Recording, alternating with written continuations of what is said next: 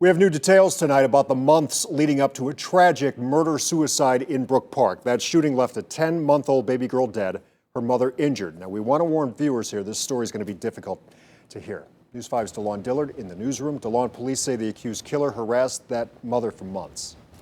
Yeah, Rob, that mother says her ex-boyfriend harassed her by phone and email for months. She says she attempted to get a protection order but was told she did not qualify. I spoke with that mother and a domestic violence expert about the options that people have in these situations. Sarah Carter will tell you herself, these kids are the key to her heart. My children saved me. Like, my children are literally my world. So the thought of losing one of them would bring me to tears. And sadly, that thought has become a tragic reality for Carter. She says just over 2 weeks ago, her ex-boyfriend Martin Porter kicked in the side door of her Brook Park home, telling me Porter shot her in the leg and then went into the former couple's 10-month-old baby's room and shot the infant twice. Little baby Alice did not survive. And police say Porter shot and killed himself, too. He knows that that is one of my biggest fears in life, was one of my children dying.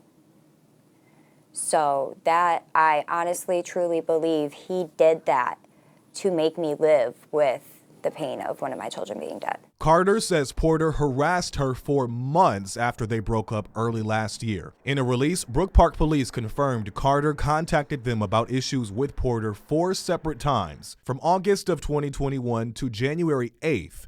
The same day, police issued an arrest warrant against Porter for harassment. Police say they went to Porter's home, but he wasn't there. And on that same day, just hours later, Porter broke into Carter's home. We were trying to get one, but like all the terms that you have to meet in order to get a protection order, I technically did not fall under any of them. Carter says her attorney told her she did not qualify for an order of protection because Porter never threatened to harm her. But Melissa Graves says there are other options to qualify. Phone records, text messages, voicemails, anything that shows stalking behavior, consistent calls, threats, anything that they have documented. Graves is the CEO of Journey Center for Safety and Healing. The organization offers domestic violence assistance, including information about protection orders. But Carter says she's not sure that order would have really protected her anyway. I feel that a protection order would not have stopped him that day. The look in his eyes, him trying to do that.